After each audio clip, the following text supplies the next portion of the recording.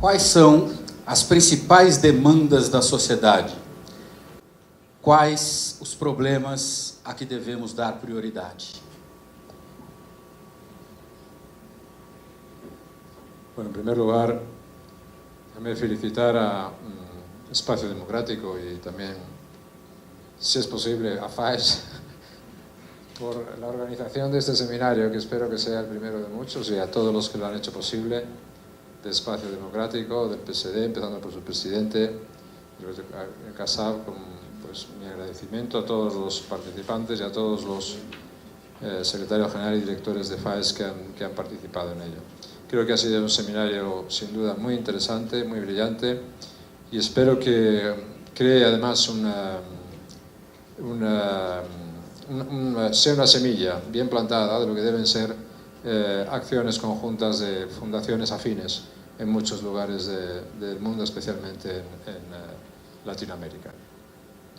Bueno, su pregunta es una pregunta que da para mucho o da para poco, depende, ¿no? Y que naturalmente hay problemas y demandas sociales comunes en todos los países, y luego hay que establecer diferencias entre, obviamente, circunstancias, países, continentes, porque pueden ser diferentes, ¿no? Pero si a mí me preguntaran efectivamente cuál creo que es, por regla general, la demanda social más importante para la gente, para las personas, casi en cualquier país del mundo, pues yo diría que fundamentalmente es tener oportunidades. Y tener oportunidades fundamentalmente significa tener trabajo. Eso es el elemento esencial. Yo creo que la falta de oportunidades es uno de los mayores problemas sociales, y la carencia de oportunidades. Y naturalmente, por el contrario, tener oportunidades, tener posibilidades de desarrollar trabajo, tener posibilidades de desarrollar empleo, es algo sin duda muy relevante. Yo creo que esa justamente es la tarea de los gobiernos. Yo siempre he defendido que la tarea de los gobiernos no es tanto crear trabajo, sino como crear los marcos necesarios para que el trabajo y las oportunidades puedan darse. La tarea de los gobiernos no es ser propietario de empresas, ni grandes ni pequeñas. Es crear las condiciones para que las empresas puedan crear puestos de trabajo y puedan crear oportunidades. Y justamente en eso cambia, y es el cambio de prosperidad de los países. Para que eso pueda producirse, pues tienen que darse circunstancias sin duda importantes, ¿no? Tienen que darse circunstancias de estabilidad económica. Por ejemplo, si vemos la situación de muchos países latinoamericanos, estamos observando que los avances que se han producido en términos de oportunidades o de creación de clases medias, que es tan importante para los países, se han producido sobre la base de una estabilidad económica grande. Nadie discute hoy prácticamente que la inestabilidad sea buena. Nadie discute que la inflación es negativa. Nadie discute que los grandes endeudamientos o los grandes déficits son profundamente negativos. Nadie discute que las economías, cuanto más protegidas están, más problemas a medio plazo tienen. Nadie discute que la intervención de los gobiernos en las economías debe ser limitada. Todas esas cosas dan lugar a una estabilidad grande y son el comienzo de unas posibilidades de prosperidad y de crecimiento. Esas prosperidades de crecimiento se deben impulsar, en mi opinión, con otro factor muy importante, que es el factor de las reformas estructurales en los países. Los países, en función de las circunstancias de cada uno y de la zona en la que viven, tienen que ser flexibles y competitivos y productivos. Si no lo son, si pierden competencia, si pierden flexibilidad, si pierden condiciones de productividad, en ese caso pues tendrán serios problemas en relación con las oportunidades para los ciudadanos. Si existen oportunidades, si existe empleo, si se desarrollan clases medias, empiezan a surgir luego otras demandas sociales muy importantes, políticos sociales muy importantes. Una es una mayor institucionalidad, eso es muy importante y muy relevante. No conviene olvidar nunca que los países más sólidos son aquellos que tienen unas instituciones más fuertes. A mayor fortaleza institucional, más solidez política y económica y estabilidad del país. Segundo, empieza a haber demandas de calidad social muy importantes, desde el punto de vista de sistemas educativos, sistemas de salud, sistemas de pensiones o sistemas de transportes en los países. Y por tanto, lo que significan las demandas de nuevas clases medias que establecen nuevas presiones sobre los gobiernos, en un ambiente de mayor institucionalidad y en una exigencia de una mayor transparencia en las acciones de los gobiernos. Todo esto en términos de oportunidades, hoy lo tenemos que poner en relación, y ya termino, con la revolución que estamos viviendo. Tenemos que ser conscientes que la revolución tecnológica que nosotros estamos viviendo es una de las mayores revoluciones que han existido en la historia de la humanidad.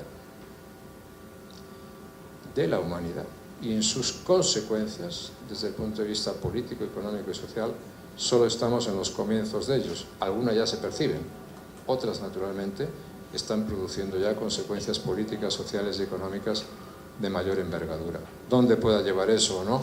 Es una cuestión, digamos, que queda para otra parte de la pregunta. Pero yo creo que la demanda esencial en una sociedad, en un país, para una persona, es tener oportunidades que se determinan fundamentalmente en términos de oportunidades de trabajo. Prefeito Kassab, mesma pergunta: quais são as principais demandas da sociedade? A que problemas devemos dar prioridade? Obrigado, Machado. Registrar a satisfação de estar aqui com o presidente Aznar, da mesma maneira também em nome da Fundação Espaço Democrático e do presidente Afif e dos companheiros do PSD, registrar a enorme satisfação de realizar essa parceria com a FAES. E assim como o presidente Aznar, registrar que cada país tem nas suas manifestações as suas peculiaridades e as suas razões. Aqui no Brasil, por exemplo, nós, nos últimos 4 anos, estamos convivendo, e notadamente com mais intensidade nos últimos 2 anos, com manifestações que têm se revelado com um embasamento, uma razão eminentemente social. No ano passado, quando milhões de jovens foram às ruas, existiu, de parte de alguns partidos políticos, a suposição de que esses movimentos tinham um cunho político. E o tempo mostrou que eles não tinham nenhum cunho político. Eram milhões de jovens que foram às ruas de uma maneira suprapartidária, apartidária, clamar por mais transparência na vida pública, clamar por combate à corrupção mais intenso, clamar por melhoria na qualidade dos serviços, sejam os mais humildes que querem colocar seus filhos em creches, sejam as pessoas que formam a nova classe média emergente, que tem inquestionavelmente hoje um poder aquisitivo maior e querem ter acesso a equipamentos culturais, a serviços públicos de mais qualidade. Então, o que eu vejo no Brasil é o que nós não vemos, por exemplo, no Egito. Lá são manifestações que têm um cunho político muito mais acentuado, diferente das manifestações que tem na Venezuela. Existe preponderantemente um cunho político, mas também um cunho social, clamando por mais serviço, por mais justiça social.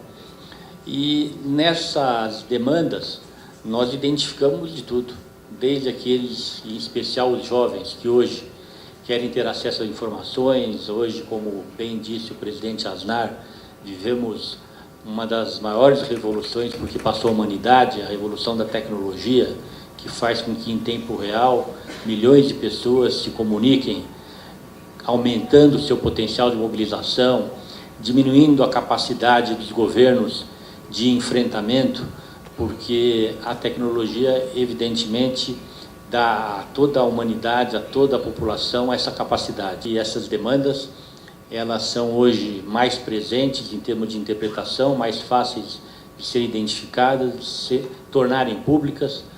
E o que a gente vê como denominador comum em qualquer canto do mundo é que sempre há uma demanda pela melhoria da qualidade dos serviços públicos. Sempre há uma demanda por mais transparência no uso dos recursos públicos.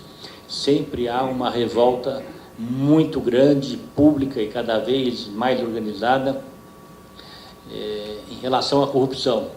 Então, são essas as demandas mais marcantes e que mais crescem. Isso é muito positivo para a humanidade.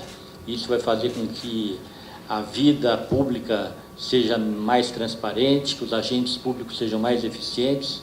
Nós hoje vivemos num bom momento na humanidade.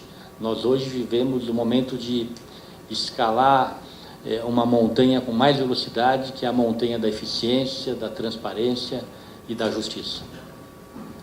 Começando agora, você, Kassab, quais são as reformas políticas mais adequadas para o enfrentamento desses problemas por você identificados?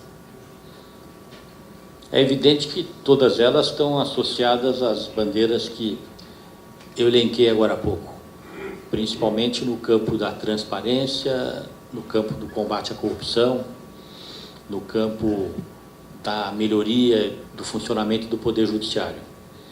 Vou aqui citar o caso do Brasil. Diversos avanços têm acontecido nos últimos anos. Ainda recentemente, há 3 anos atrás, nós brasileiros conquistamos o direito de ter as informações do salário dos servidores, sua carga horária. Isso foi um avanço muito grande. Nós convivíamos, infelizmente, aqui ainda com situações do servidor público que estavam, parte deles, a serviço de projetos que não eram aqueles para os quais eles foram contratados, para aqueles, os nossos convidados dos países aqui presentes. Nós tivemos recentemente ainda aprovado no Congresso Nacional uma nova legislação que permite o voto aberto em algumas situações, que é evidente que faculta ao eleitor o acompanhamento melhor daquele que ele escolheu para representá-lo. Muitos avanços ainda precisam acontecer. Tornar os partidos mais identificados com a opinião pública, fazer com que a legislação partidária tenha mais representatividade, que os partidos tenham mais representatividade. Mas nós estamos no rumo certo no Brasil, e eu acredito que em todos os países do mundo. Mas o caminho para a reforma política é o caminho de dar mais transparência, o caminho de fazer com que os partidos possam ser diferenciados e ter mecanismos de diferenciação para que eles possam ter instrumentos adequados de trabalho, mas que sejam esses instrumentos disponibilizados apenas àqueles que efetivamente tenham condições de ter essa legitimidade. Presidente Aznar, a mesma pergunta: quais as reformas políticas mais adequadas à solução dos problemas que o senhor identificou? Vamos a ver. Yo creo que en este momento nosotros haríamos bien si nos preocupamos por nuestras democracias y por la evolución de la democracia. Parece que eso para muchas partes no debería ser objeto de preocupación, pero al contrario, yo creo que tiene que ser un objeto de preocupación creciente para nosotros por distintas razones. Primero, porque a los que creemos en la democracia debemos cuidarla. Sabemos que una democracia, como antes se recordaba aquí, no solamente consiste en la celebración de elecciones. Una democracia al final es la expresión de una sociedad libre, basada en el Estado de Derecho, basada en la convivencia, en la coexistencia de sus ciudadanos, con unas reglas que se respetan, con una separación de poderes vigente y con un respeto evidentemente a la libertad como expresión de tolerancia y de pluralismo. Eso no es así, ni mucho menos en todas partes del mundo, y mucho menos en esta parte del mundo, pero también existen esos riesgos en otros sitios, como es el caso de Europa. Ahora hablaremos un poquito de eso, ¿no? Primero haremos muy bien cuidarnos de eso. Ya que estamos en esta parte del mundo, es evidente que nosotros estamos viendo, estamos percibiendo como uno de los mayores peligros que tienen nuestras democracias es el ejercicio del populismo autoritario, que puede desembocar claramente en dictaduras. Digo que normalmente no se transmuta, no se pasa de una democracia a una dictadura sin solución de continuidad, sino siempre ahora existe un periodo transitorio que puede ser largo, que es el periodo del populismo. El populismo, como sabemos todos, vacía la democracia de contenido real mantiene una simple apariencia, un simulacro democrático y practica políticas profundamente en contra de la libertad. Siendo eso así, podemos observar como un mapa latinoamericano profundamente dividido. Y siendo eso así, no deseo mucho alargarme, pues la cuestión es preguntar, por ejemplo, si uno mira a Venezuela, ¿hasta cuándo los gobiernos democráticos latinoamericanos no van a sentir la obligación de decir en Venezuela, de preguntar en Venezuela, ¿cuántos muertos más hacen falta? ¿Cuántas gente más en prisión hace falta? ¿Cuántas libertades hace falta eliminar más? ¿Qué atentados o qué falta de respeto al Estado de Derecho se puede cometer más? ¿Cómo se puede seguir amedrentando a la gente de la manera que se está amedrentando en el país? ¿Cómo se puede seguir de alguna manera saqueando, empobreciendo, destruyendo un país como Venezuela? Supongo que en algún momento los gobiernos democráticos de Latinoamérica y de otras partes del mundo, pero especialmente de Latinoamérica, se lo tienen que plantear. Y supongo que esa es una obligación que debe ser especialmente también sentida por las organizaciones, por los partidos, por las fundaciones de centro derecha en el mundo. Yo desde luego la siento como mía, e igual que durante muchos años, que yo sigo haciendo, pues he defendido la libertad en Cuba y he defendido a los opositores en contra de la dictadura cubana, de gran influencia en Venezuela. Yo siento la obligación moral y como antiguo político siento también la antigua obligación política, pero expresada en estos términos, de expresar mi respaldo a los luchadores por la democracia en Venezuela y en todas las partes de Latinoamérica.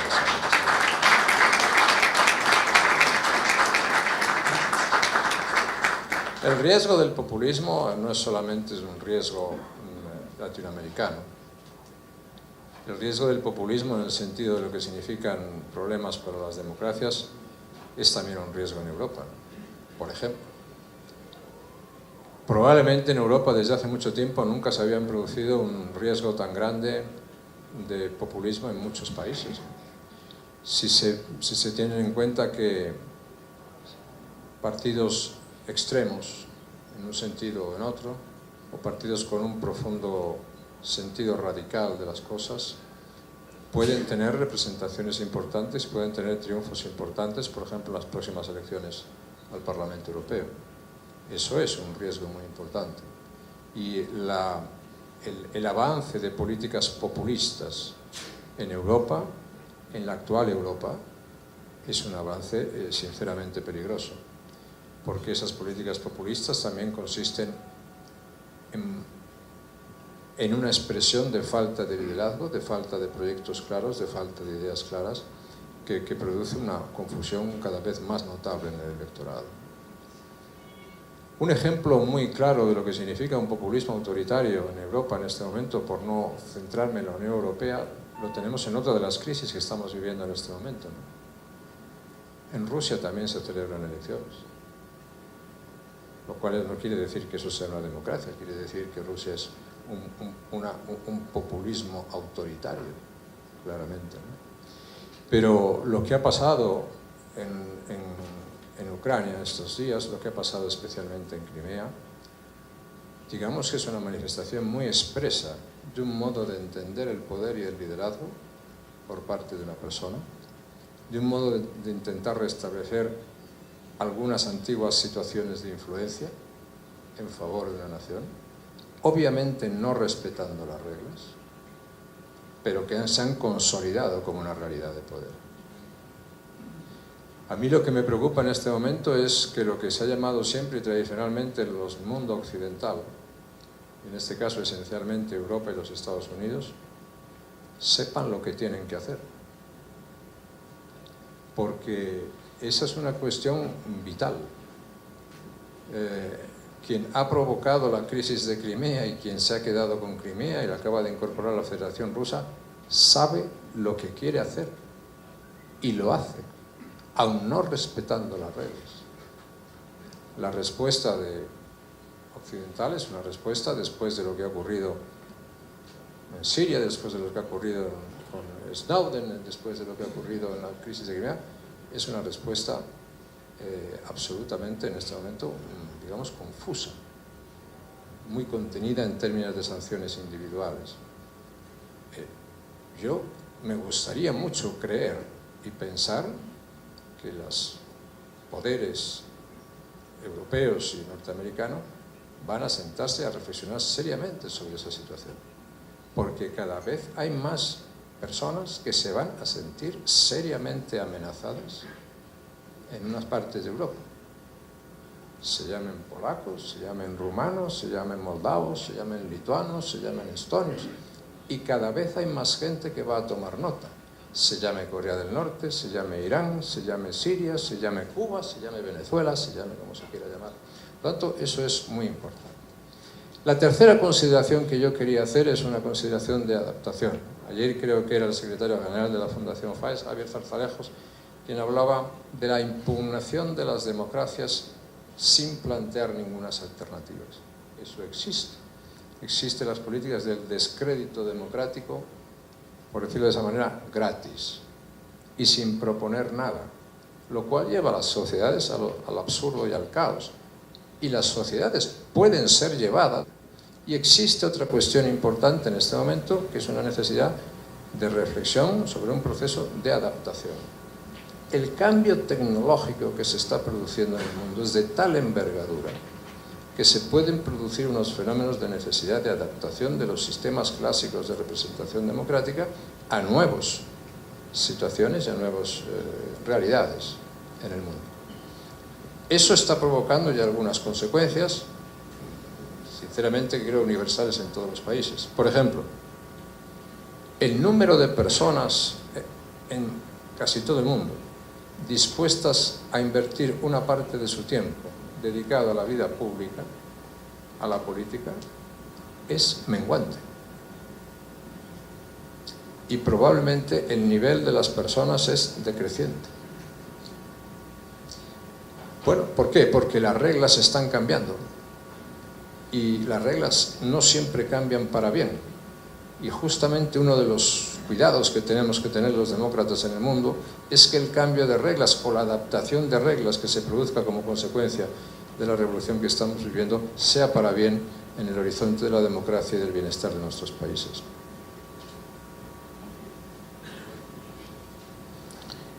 Muito bem, já falamos das demandas sociais, das reformas políticas.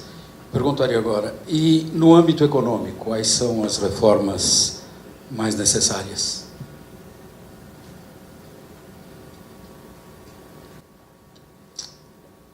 Pues eso depende de cada país, ¿no? Eso depende de cada país, pero normalmente aquellas reformas que hacen que los países crezcan en los entornos generales que estamos viviendo, ¿no? Donde evidentemente los gobiernos tienen que ser motores activos de una transformación y de una modernización de los países, ¿no? No deben ser cautivos en ningún caso de ningún tipo de tiranía, antes se decía políticamente correcto, no se podían utilizar otras cosas, pero en fin, nos quedemos en eso. Pero yo creo que los países deben ser más competitivos, más flexibles, dentro de unos marcos de estabilidad económica muy clara. Tomemos, por ejemplo, el caso de Europa, ¿no? Yo creo que Europa tiene varias necesidades importantes. A alguna ya me he referido antes, que es una necesidad de seguridad importante. Pero Europa tiene la necesidad de terminar el edificio del euro, de la moneda única. El euro es una realidad, ya no hay dudas sobre la existencia del euro en el futuro, pero hay que culminar el edificio del euro. Lo que no tiene mucho sentido es tener un edificio, es crear una moneda única y no culminar el edificio. Los edificios tienen que tener sus paredes, su tejado, sus ventanas, y eso es lo que hay que terminar. Cuando el edificio euro esté terminado, eso dará mucha más tranquilidad y garantía a los países que integran el euro y también, por supuesto, a toda Europa, ¿no? Dentro de eso, los países europeos que forman parte del euro deben respetar las reglas del euro. Y las reglas del euro es una combinación muy clara de disciplina y de flexibilidad. no se pueden romper esas reglas, porque si se rompen esas reglas, como ha ocurrido, la crisis que se organiza es una crisis colosal. Colosal. En consecuencia, es muy importante recuperar esas normas y respetar las reglas en ese sentido. Por eso los países tienen que ser económicamente estables, tienen que tener un control de gasto de una manera cada vez más activa y más eficiente, tienen que hacer buenas reformas laborales, de tal manera que el país sea competitivo y que pueda haber trabajo y que pueda haber empleo. Tiene que haber unas reformas fiscales que hagan que los sistemas fiscales de los países, que las clases medias no sean literalmente asfixiadas. Uno de los fenómenos que estamos viviendo en Europa es el fenómeno de la desaparición de las clases medias, como consecuencia en parte de la falta de trabajo, en parte del exceso de presión fiscal.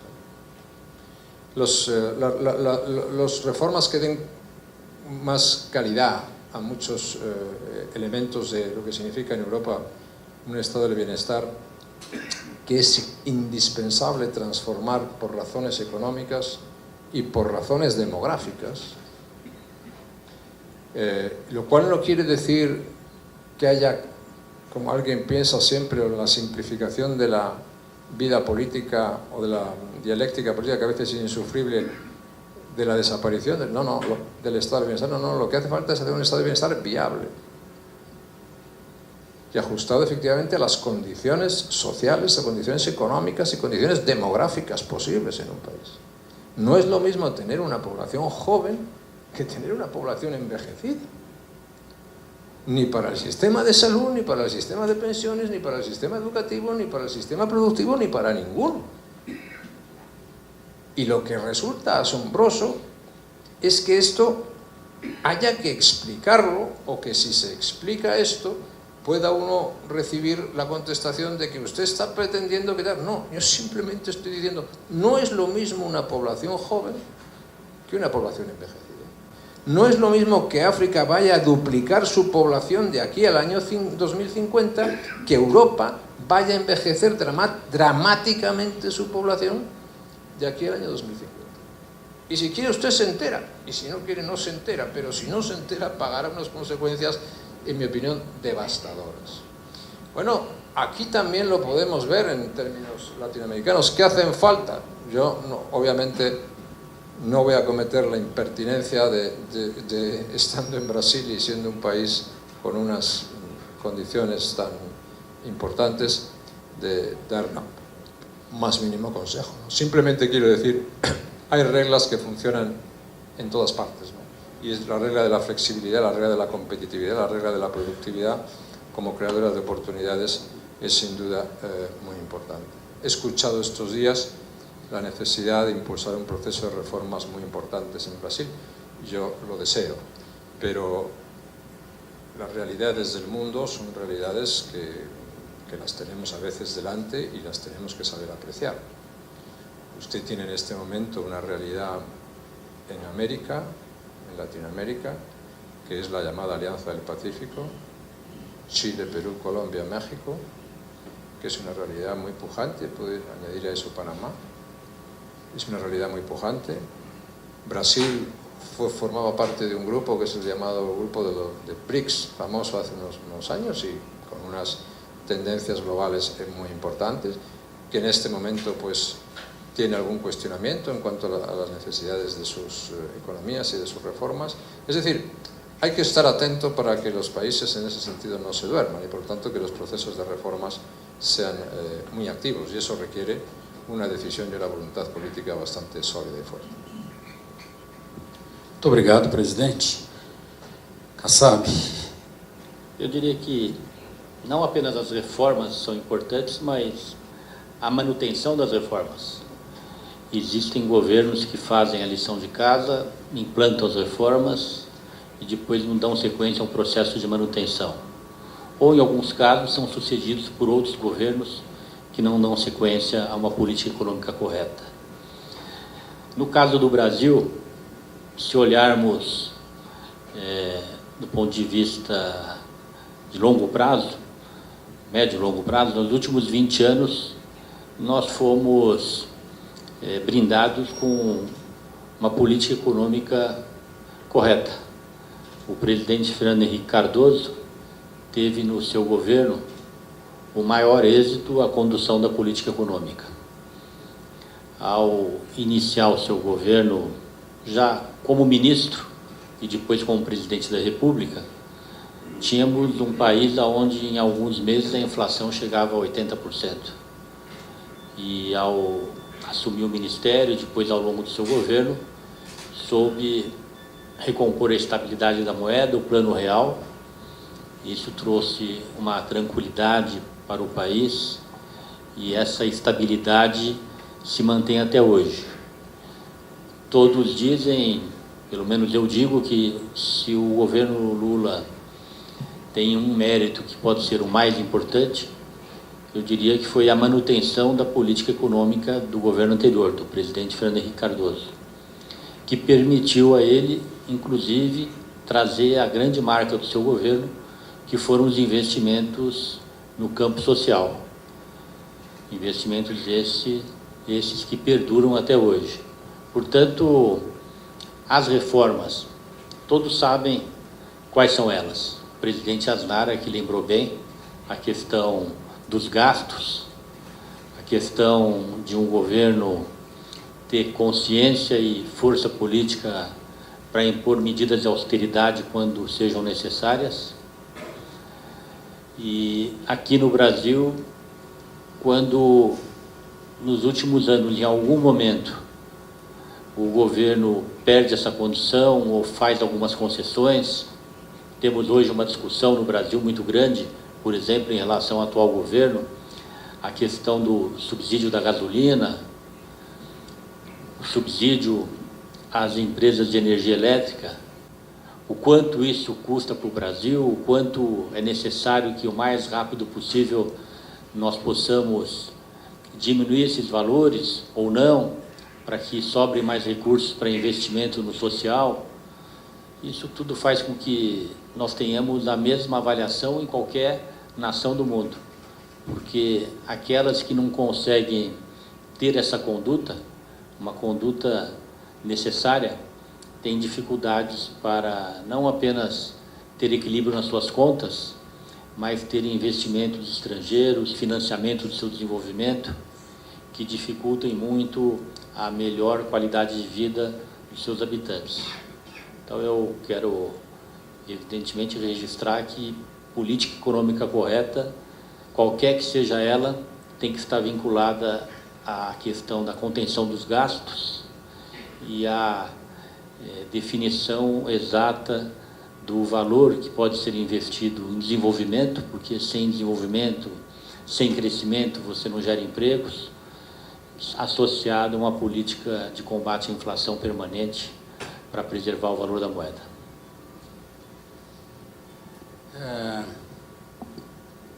Kassab, que oportunidades o vínculo atlântico oferece neste mundo globalizado? Bom, eu vou aqui relembrar um pouco as palavras do embaixador Botafogo Gonçalves e de alguns que nos antecederam hoje e ontem, para realçar as diversas afinidades que têm os países banhados pelo Atlântico. Não poderia, em primeiro lugar, de cumprimentar o presidente Aznar, que foi o idealizador do projeto de integrar numa organização os países banhados pelo Atlântico. Organização essa que cada vez apresenta melhores resultados no campo dessa integração no mundo globalizado. Eu mesmo, alguns meses atrás, a convite do presidente Aznar, estive em Angola numa reunião extraordinária, onde tínhamos lá mais de 20 países representados, e as contribuições dessa organização, elas são muito claras. No campo cultural, no campo de desenvolvimento econômico, até porque as afinidades do campo cultural fazem com que os resultados do trabalho no campo econômico surjam com muito mais facilidade. Relembrando o embaixador agora há pouco, é muito mais fácil nos integrarmos onde existe essa afinidade, onde temos as nossas raízes, onde esses países têm as raízes aqui no Brasil.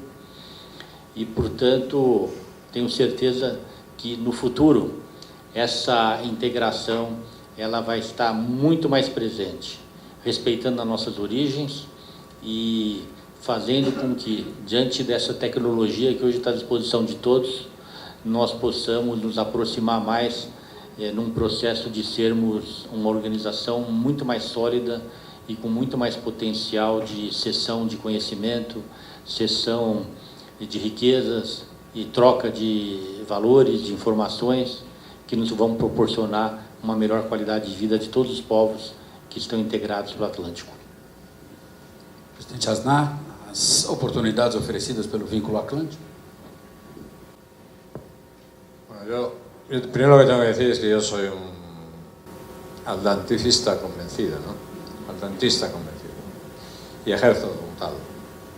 Y por muchas razones, por razones históricas, por ser español, por ser europeo, por muchas razones, y también por las circunstancias actuales del mundo. Es evidente que después de hace 70 años, 60 años, después de la Segunda Guerra Mundial, se quiere poner un punto de referencia para no introducirnos en otras etapas históricas, pues el mundo ha sido gobernado fundamentalmente por los pactos del Atlántico Norte, ¿no? Los pactos entre Estados Unidos y Europa, junto con algún aliado más, pero que eran unos pactos sustentados en unos valores fundamentales. El valor de la libertad, el valor de la democracia, el valor del Estado de Derecho, el valor de la tolerancia, el pluralismo, de la igualdad entre mujeres y hombres, etcétera, etcétera. Todos esos son los valores que crean de la comunidad atlántica una comunidad esencialmente política, basada en valores y basada en principios muy serios. Por eso, cuando se habla de comunidad atlántica, no se está hablando exactamente solo de en términos geográficos de países ribereños del Atlántico. Polonia no linda con el Atlántico, pero es un país atlántico. Y, por cierto, cada vez más lo va a ser probablemente, ¿no? Si se me permite decir, Chile, obviamente no linda con el Atlántico, pero es un país atlántico. La Alianza del Pacífico a la que yo me refería antes, que incluye a Perú, que incluye a Colombia, que incluye también a México, es una alianza de países con valores atlánticos.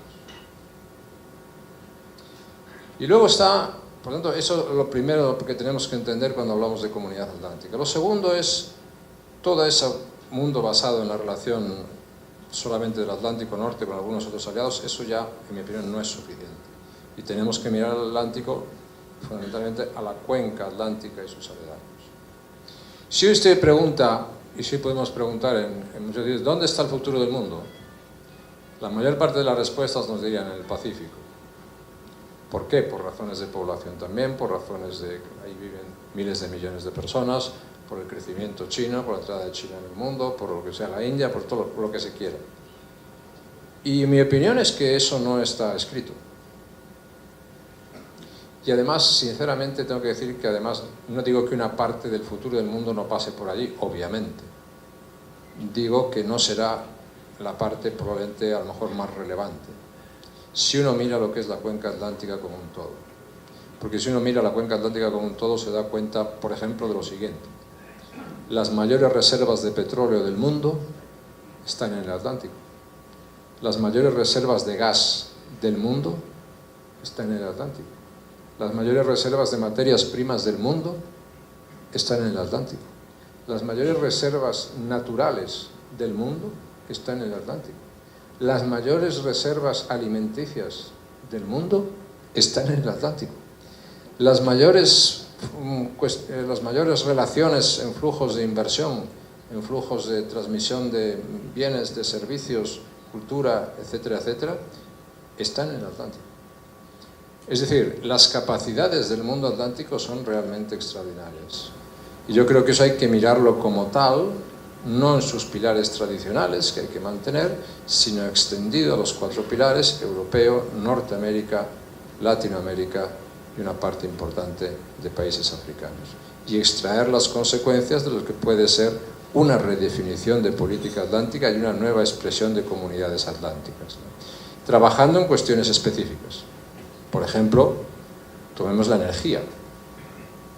La energía es un ámbito en el Atlántico en el cual se puede trabajar de una manera inmediata y decidida, y que va a provocar cambios espectaculares en todo el mundo, empezando por el cambio que los Estados Unidos van a ser el mayor productor de petróleo y de gas del mundo dentro de 2 años. Pero todas esas reservas de petróleo, de gas, todas esas interconexiones son temas a tratar. Todos los temas relativos en relación con el crecimiento o en relación con lo que significan institucionalidad o en relación con lo que significan desarrollo humano o lucha contra la desigualdad, son cosas a tratar de una manera muy importante en la comunidad atlántica. Quiero decir que es una expresión política extraordinariamente atractiva, extraordinariamente, en mi opinión, ambiciosa, altamente conveniente para los países latinoamericanos, porque esos países, esas nuevas visiones les sitúan en el eje central, uno de los ejes centrales de decisiones del mundo, y con una capacidad de influencia y de proyección sin duda mucho mayor si eso se puede desarrollar. En fin, yo soy un convencido de eso, luego del mundo pasa por allí y haremos muy bien en aprovecharlo si es posible. Eso y otras cosas, porque si me permite yo antes de terminar, me parece que ya terminamos porque ahí pone que el tiempo se ha agotado. Antes de terminar quiero reiterar las gracias a todos. Quiero desearle muchísimo éxito al PSD, muchísimo éxito a Espacio Democrático. Quiero desearle mucho éxito a Brasil en todos los desafíos que tiene por delante, la nación, también obviamente a las Olimpiadas, en los campeonatos del mundo del fútbol. Deseo fervientemente todos los días que Brasil sea un magnífico subcampeón del mundo de fútbol.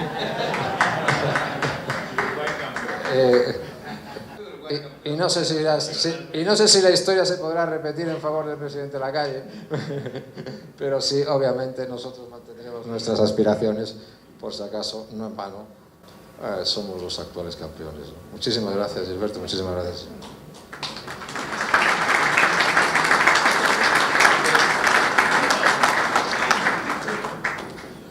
O presidente Aznar já se antecipou com a sua mensagem final, e antes de passar a palavra para o prefeito Kassab fazer também a sua mensagem final, eu queria mais uma vez manifestar a minha satisfação de poder participar desse evento e dizer que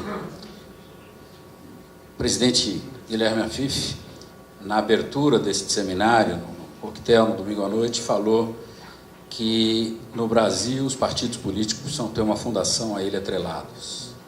Em muitos partidos isso não passa de uma formalidade. Então eu queria expressar exatamente essa admiração com que eu estou vendo dentro do PSD com a Fundação Espaço Democrático, que vem realizando um trabalho bastante vigoroso no sentido de produzir diagnósticos, propostas de ação que possam estar à disposição dos parlamentares, dos políticos do partido. Acho que a Fundação Espaço Democrático tem, no trabalho da FAES, um excelente exemplo, e nesse sentido eu queria parabenizá-los por essa parceria. Eu tive a oportunidade já de participar de vários eventos da FAES e tenho visto como isso é feito de forma profícua na Espanha e numa série de entidades que estão aqui participando deste evento. Então, você que é um dos responsáveis por essa parceria, Kassab, parabéns por ela, e eu espero que a própria academia possa participar mais intensamente dessa atividade para não ficar aquela velha ideia de que são mundos que vivem de costas um para o outro. Então, com essas palavras, eu queria te passar para fazer a sua mensagem final e o encerramento deste seminário. Obrigado, Machado. Obrigado, presidente Aznar. É uma satisfação muito grande, uma honra poder fazer esse encerramento. Quero dizer a todos que esse é o primeiro evento oficial da Fundação Espaço Democrático, uma fundação que nasceu recentemente com o objetivo de está vinculada ao PSD, Partido Social Democrático. Essa fundação tem nesse primeiro evento uma parceria com a FAES, que nos enche de orgulho. A FAES é referência para todos nós como modelo de fundação que procura pensar, procura oferecer políticas públicas para um partido, para uma nação. Nós temos aqui no Brasil a nossa fundação muito bem dirigida. Eu quero cumprimentar todos os seus diretores, conselheiros, funcionários. Eu faço na pessoa do Afif Domingos, Guilherme Afif Domingos, que é o seu presidente, o Vilmar Rocha, que é o primeiro vice-presidente, e o Alfredo Kutait, que é o segundo vice-presidente e diretor de Relações Internacionais. Tenho certeza absoluta que a Fundação, ao final desse evento, ela inicia uma longa trajetória de sucesso no Brasil, conquistando o respeito da opinião pública, servindo de importante apoio para o desenvolvimento das ações do Partido Social Democrático, e que possam os resultados desse seminário já desde hoje estar à disposição não apenas do nosso partido, mas de toda a nação brasileira. Quero agradecer e cumprimentar todos os visitantes dos diversos países aqui presentes. Uma honra muito grande tê-los conosco.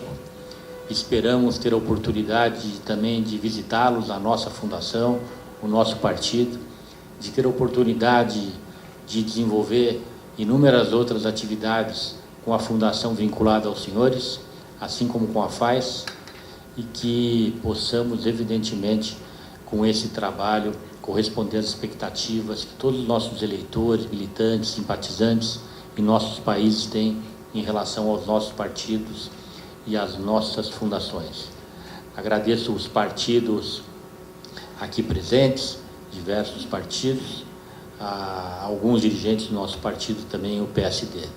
E, mais uma vez, presidente Aznar, muito obrigado, não apenas por sua presença, pela parceria e pela oportunidade que dá a FAES ao espaço democrático de iniciar essa jornada aqui no Brasil. A gente diz com o pé direito, com um bom parceiro, com uma boa referência, e que essa parceria seja profícua e longínqua.